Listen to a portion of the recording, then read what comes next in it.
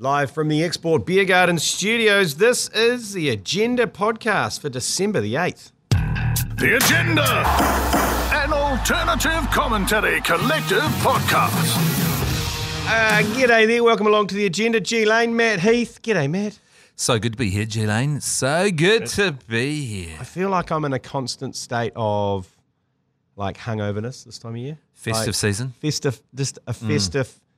I'm festering in festive, well, how do you say it, kind of filth? Yeah, well, I knew you were going to tie one on last night because we were having a sort of a bit of a drink in your neck of the woods on the North Shore. Normally you have to ride the bridge, but you were on the right side of the bridge to home, so I figured, I sensed that maybe you'd rip it up. Yep, I was in my Tūringa Waiwai. How late were you at that bar? No, I got, this is the awkward situation, is I got home and it was still daylight. Yeah, that is awkward. And I was reading my 10-year-old a story. Yeah. And I was like, God, is the outside light on? And he looked at me and went, what? And I went, is the outside light on? And he goes, no. Oh, no. He goes, that's the sun. Oh, Daddy. Oh, Daddy, no. So, yeah, I got a lot of feedback this morning. You like getting feedback from your kids after the night before? Oh, no, it's fantastic, isn't it? Yeah, getting some good honest feedback. Yeah. How come you weren't walking straight? How come you were like pinballing off the walls? I was I was just having fun. Yeah, just having fun. Just having fun. How come you shat your pants and then vomited on the television? Just to laugh. Gags. Yeah. Gags, japes, kids, you know. Trying to make mum laugh. Yeah, that's so right. I vomited on the TV. Dad's jokes. Yeah. Dad's jokes. And then why did you bring a prostitute home? Dad's jokes. Dad jokes. It was just, she wanted a lift. Yeah. She wanted a lift. She wanted to share an Uber and split the Uber. It's just she happened to live right next door, apparently. But woke up this morning, a little bit of a steam on, went into the bathroom, and you know, sometimes you just want to brush your teeth straight away, like even before you have breakfast, you just want to try and scrub away some of the filth. Yeah. Went into the bathroom, cat shit. In the sink. In the sink. Like chumped up. Like pellets. Wow. That's really going out of the cat's way. I mean, I prefer it than on the carpet, but still in the sink. How annoying. Can you? Your father was a big fan of euthanizing. Oh yeah.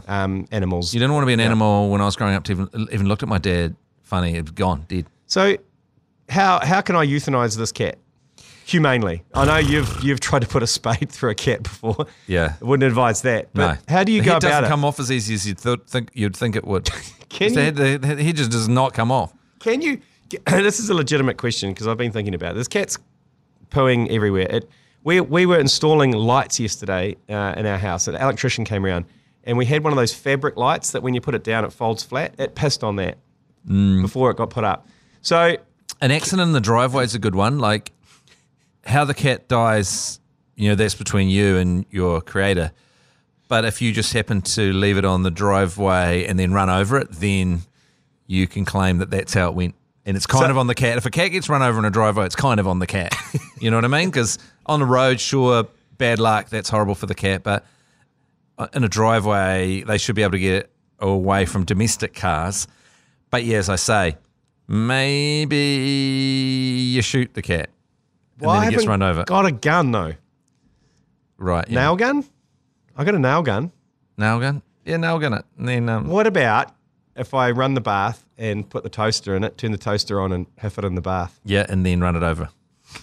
So can I also, this is a legitimate question, can you take a cat to the vet who's perfectly healthy apart from the fact it pisses and shits all over your house and say, I need this plugged. Can you put this cat down? Will they do it? Will a vet go, no, it's a perfectly healthy cat, I'm not putting it down just because you hate it? That's an interesting point, isn't it? Will they do it? Has it been spayed or neutered? Yep. All right. Yeah, so, it's got a chip and everything. It's got we've done bent over backwards because apparently it's got anxiety because cats were tormenting it. So I had to get a microchip door. Yeah. Have you tried microchip doors for the cats? Yeah. So you have to get the cat and you have to hold its head in the door to let the scanner read. So first of all, you're wrestling. You got a cat in a headlock. Yeah. And you're holding it and it's you're trying to get the RFID to read it. Well, if you can do that, then you can put it in a car and you can drive it up into the Waitaks and then it can just live on native birds up there. Yeah, that's a good idea. By itself. Big fat kiddadoos. Yeah, be happy as. One kiddadoo a week, it would just chew on that. Anyway, that was just by the by. Should we get into the agenda? Bit of rugby news and amongst all the football news, bit of rugby. Old Eddie Jones He Gomberger. He's Gomberger. He's Gomberger. And who do you reckon is going to come riding in on their Crusader Stallion? Well, I assumed it would be Razor Robinson, but haven't they lined up that ex-English captain? What's his name? Oh, I've got it. Steve Borthwick. Oh, Borthwick. Borthwick, the old captain. Nah. That no one's ever heard of. I reckon they're involved. Look what Baz has done for Test cricket. Get a Kiwi in there as a loose unit. I hope they do. It would be great. I'd prefer to have Razor as our captain. I mean, our coach, of course, and that should have happened, and it's fucking stupid that it didn't. But almost part of me feels like we need to be flagellated for our idiocy and letting him go, and we really need the lesson to be learned. If you have a really popular and good coach that's been incredibly successful, then maybe put him in the top job rather than some dude that you can find in the top paddock pestering around a Bay Marie. Maybe go for that guy that would make the game more exciting. Maybe the guy that can break dance. I hope he does. I hope he gets in there because that'll make England my second favourite team. Even though I hate English rugby, and I hate everything about it, and I hate. But can you imagine the circumstances? You immediately start imagining it. Razor Ray starts coaching England, and they beat us in the World Cup. Yeah, and they beat us in the final when Razor Ray breakdances in the middle of Stade de France. Yeah. Oh my God. How good would that be? Because have you seen Stade de France's lights? Have you seen the LED light show they do? Yeah. And they just do that and play a bit of hip hop. And shit, that would be triggering for New Zealanders, wouldn't it? Razor Ray breakdancing at Stade de France after defeating the All Blacks by a drop goal. You heard it here first. In the final. You heard it here first. England All Blacks final was Stade de France, and Razor Ray will breakdance on our dead bodies. In the middle of Stade de France. How much do you get paid to be the English coach? Because I know Baz is getting I don't know exactly what he's getting, but the previous coach was getting £1.2 million or something to coach just the English Test cricket team. And I know there's a hell of a lot of money in rugby in England. Yeah. So how much do you reckon they'd pay Razor Rays if he did become head coach? Definitely over £1 million. Yeah. So a couple of $1 million easy, I reckon. And speaking of Bazball, how much of a wide-on have England got now that they beat Pakistan in that Test match? Yeah. Claiming it was the greatest test of all time. They're all spanking off massive wide-ons over Ben Stokes. Yeah. Ben Stokes and Baz, Ben Stokes hug at the end of the game. They got the huge couple of South Islanders running the show. I mean, give credit where credit's due. That's Canterbury and that's Otago that won that. Yeah, but it's like, God, shut up. Yeah. God, shut up. Well, you beat Pakistan. Yeah. Who hasn't? But they did score about 550 runs in a day, and that was in a day that was shortened. That was quite good. That was shortened that day. Like, if it had gone on for another hour, they would have scored 640 at that pace in one day of Test cricket. Admittedly, that day was quite good. Yeah. That was quite good. But yeah, they're absolutely banging on about it. Piers Morgan's banging on about it. Is he the biggest punisher out, Piers Morgan? What does he do now? Because he started off in a PR company. Yeah, and then he did some dodgy stuff in the tabloids, and then he was the least popular host of CNN ever. Yeah. And now he's back home, threw a shitty and walked out of his breakfast show, and now he just sort of tweets, I think. He does a show called Uncut. Have you guys seen that? Uncut? So he does this show called, it was Uncut or Uncensored, and he's the one that broke the Cristiano Ronaldo story when he got fired the other week. So he does these one-off things where allegedly he's doing right by the person, and he's just shitting on everyone and clickbaiting the shit out of it behind it. Ah. Oh, yeah. So best ever thing he ever did was face Brett Lee. Yeah. Remember when he faced Brett Lee? He gave Brett Lee shit saying that he could face Brett Lee. And good on Brett Lee. He was in his prime and he fucking pinned him in the nets. Yeah. He just about killed him. Yeah, he just about killed him. Yeah. So the Football World Cup, exciting. Shit, yeah. England, it's coming home again. It's coming home again. It's coming home. Look, I'd love to say it's coming home, Matt Heath. I'd love to say it's coming home.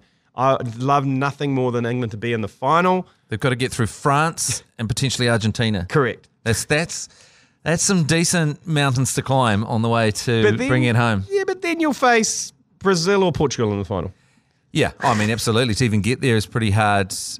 It's not easy to win a World Cup, and especially if your team is so shit at penalty shootouts. So even if you manage to keep a clean sheet or get a draw to the very end, England will absolutely shit the bed in a penalty shootout. How's the Macaroons? Oh, my God. The Macaroons? Yeah. How good's the Macaroon goalkeeper? He kept a clean sheet even in penalties. Yeah, that was phenomenal. That was absolutely phenomenal. Spain have only got themselves to blame, though. They had so much possession and so much territory, and they just could not get one in. And then absolutely shat the bed in the penalty shootouts. But it is become so exciting at the end of the World Cup. Everything just becomes so freaking hyped up. Intense. How tense is all the penalty shootouts? Shit, it's tense. Jesus Christ. Shit, it's tense. I'd shit my pants. I would totally shit my pants in that scenario. So England, I've got a table booked at 8 a.m. The Morningside Tavern. Oh, yes. So they've got... on Sunday morning. France, England. That's the big game. Yeah, that's going to be big. Everyone's going to be watching. Yeah. And there's also this weekend... There's a couple of... There's one on Saturday morning. What's the one on fucking Saturday? I fucking should know that. I'm so focused on England. There's one at 4 a.m. on Sunday as well. There's all the quarters. Yeah. But I think everyone will be watching the England-France. That'll be fucking huge. But also we're going to be covering the final on this December 19th at Shapiro's co-hosting event. December 19th? Yeah. What day of the week is it? It's a Monday. A Monday. Do you know what? I've finished fucking radio then. Is there room for me down there? Yes. Shit, yeah. So Shapiro's, Woo! Thanks to our mates at TAB, we're co-hosting this event. And it's a 4 a.m. start. Woo! It's ticketed at Shapiro's. I think there's only a couple of tickets left, actually. You might have to get in touch with them. But we've got one last table to give away, so you've just got to keep an eye out on our socials, on ACCNZ, on Instagram and Facebook. You can rock up on the day. There is some room, standing room only. 4 a.m. bar service. They've got a license, so you can From get in. 4 a.m.? Yeah. So there's going to be some cretins floating around trying to get in there. So whoever's in the final, we should drink the national drink of that team, which is, I guess, if it's Argentina, you know what I mean? What I'm saying? Yeah, we've got to... France aren't going to be there. Of course, they're going to be beaten by England this weekend. So, I mean, if it's England, then obviously that makes it very easy for us. Yeah. But Brazil, what do they drink in Brazil? I need to find this out. There's cocktails and stuff, don't they? Just like mojitos and all those beach cocktails and the... If Brazil get into the final, do you want to go and get Brazilians together? Yeah. I'm gonna go in Speedos. Yeah. Just Speedos, that's it. Yeah, Speedos, all Brazilian. Brazilian Speedos. What about Argentina? Just come as a big steak. Yeah. Or just come covered in meat. Well, Malbec will be punishing Malbec. Oh, yes, it will wine. be. Yeah. Oh, yeah. So, yeah. And also, if you head to the TAB and place a pre-match head-to-head bet on either team in a selected Football World Cup game, and if the game ends in a draw, the TAB will refund your bet up to $50 as a bonus bet. Wow. There you go. So you got nothing to lose, really. And give them a taste of Kiwi from me. Yeah, that's right. So, Shapiro's, 19th of December.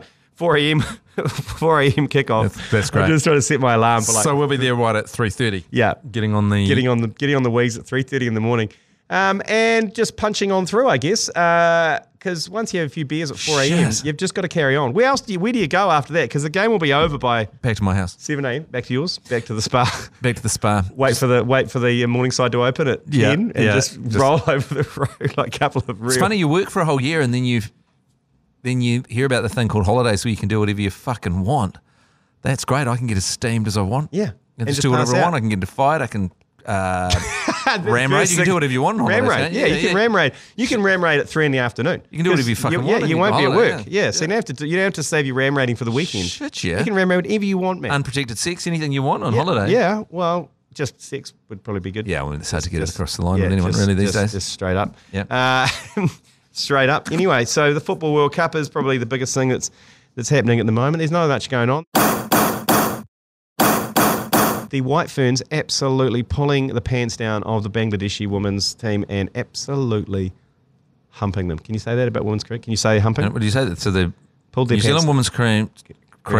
New Zealand women's team pulled the Bangladesh women's team's pants down and humped them. Yeah, I think that makes sense. Yeah, it does. Not like truly they have humped them. They are a class 5 or 6, 7 or 8 classes ahead of that Bangladesh team, and they've got a one day ODI series coming up.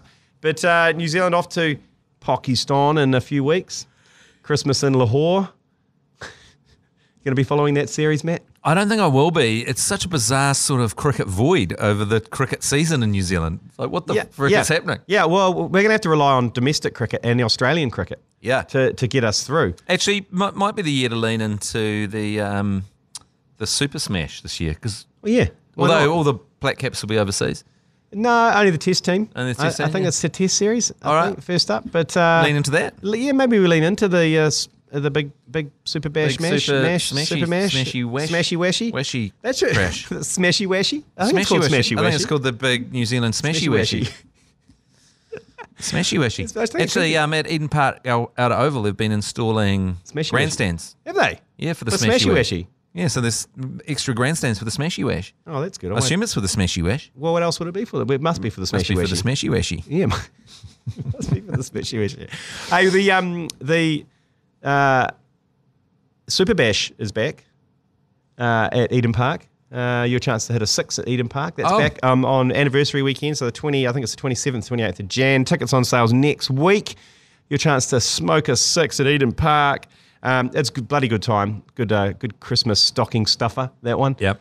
So get into that. She's a busy next year, actually, because we've got bloody Blacklash and everything. Yeah, Blacklash. Yeah. So wide on of the week for me would be the England round of 16 victory.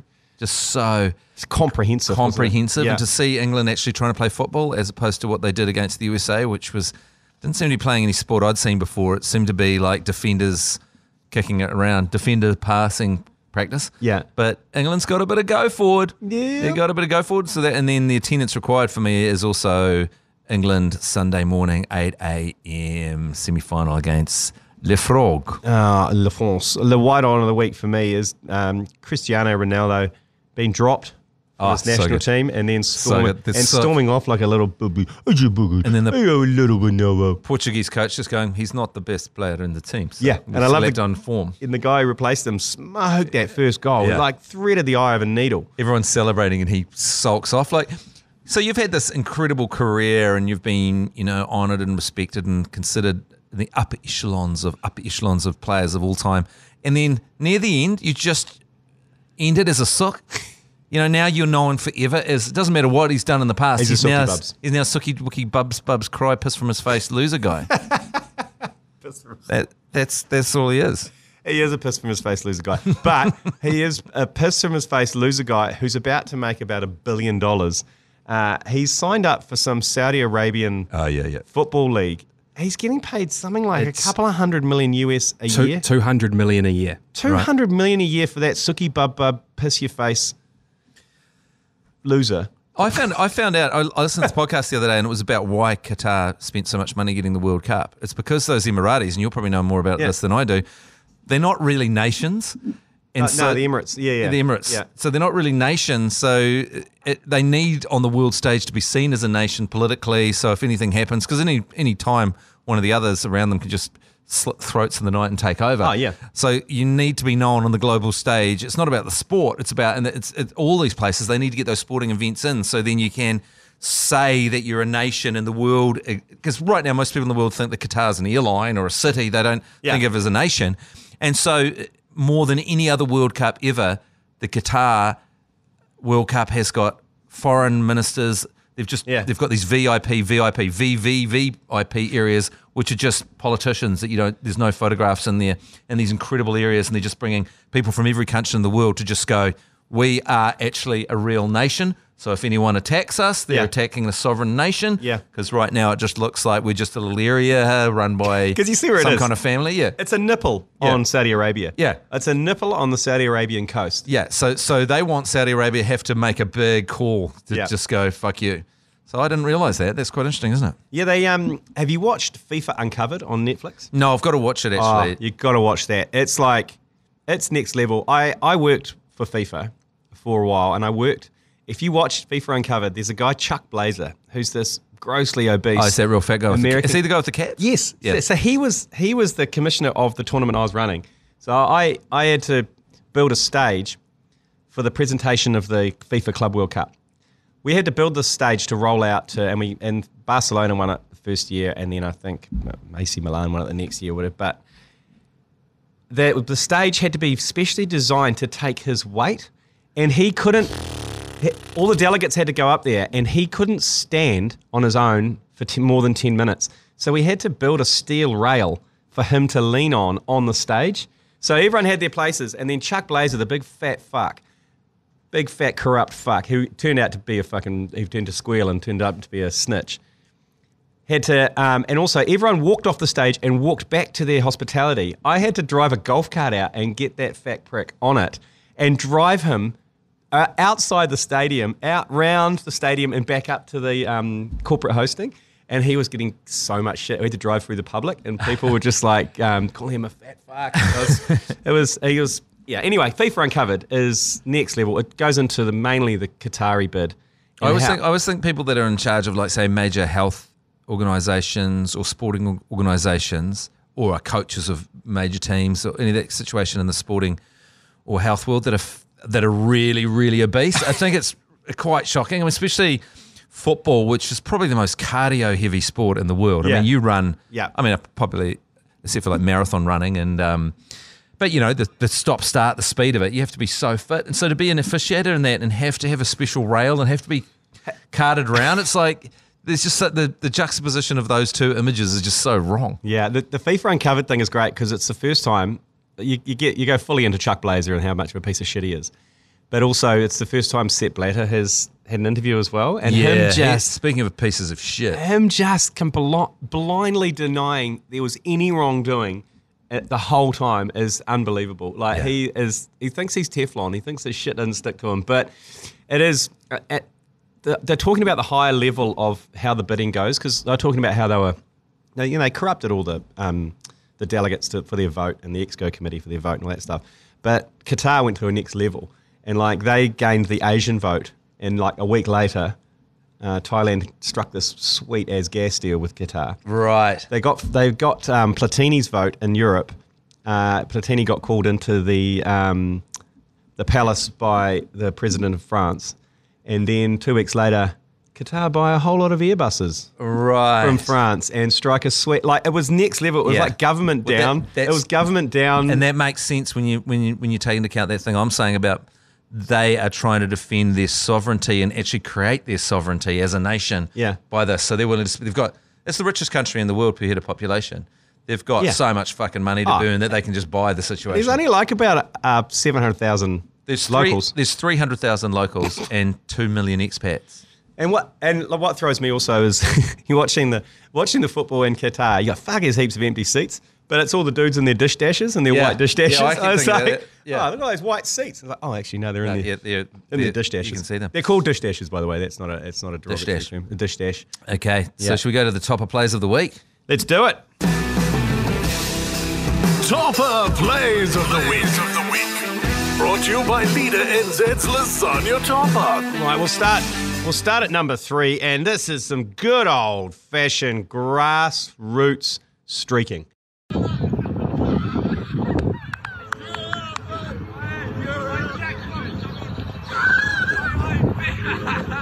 This is some good grassroots streaking. It was a guy on a Saturday morning, club cricket. I think they might even be teenagers.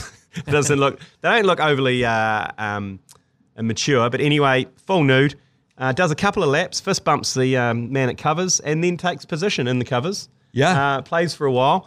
He's a little bit shy, to be fair. He's holding on to his package most of the time. But hey, he's full nude, no phone. Do you think that hasn't landed the plane situation? Yeah, definitely. That is coming home from town at 5 a.m, maybe having a couple of kick-ons. Yeah. A mate saying, hey, there's a cricket game down there, you should streak.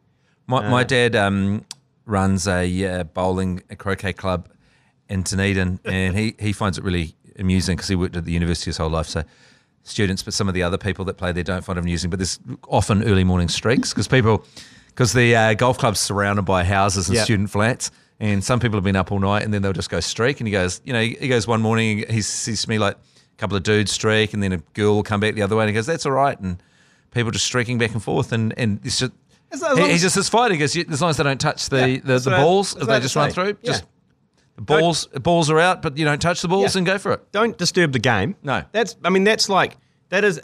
we should probably write some guidelines around streaking because I'm a big fan of streaking. I've streaked myself. I streaked it in Hamilton. But you can't disturb the game. You've got to choose when to go. Yeah. Like a scrum reset, boom, go. Yeah. Or after a try, when they're fucking around under the goal and the conversion, boom, perfect. Yeah, if the time to do conversion's it. happening at the other end, you streak right across. Yeah, done. Cricket game has to be between overs. Don't do it in the middle of an over or when a ball's been bowled. You got to pick your time. Maybe even the drinks break. Yeah. Because then you can just do a couple of laps. And, of course, full nude.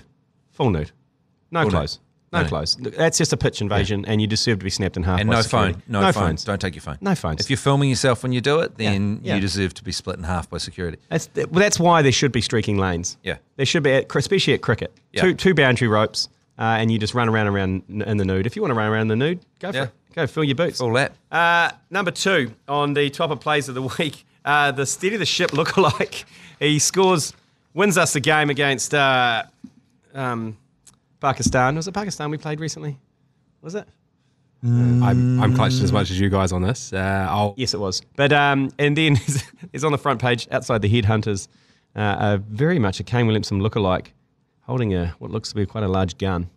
That guy does look a lot like Kane Williamson. Yeah. But the number 1 Toppa plays of the week is old Ian Smith. He's overplying his trade over in Australia for the Australian West Indies series with Howie and Skull and everyone. Skull.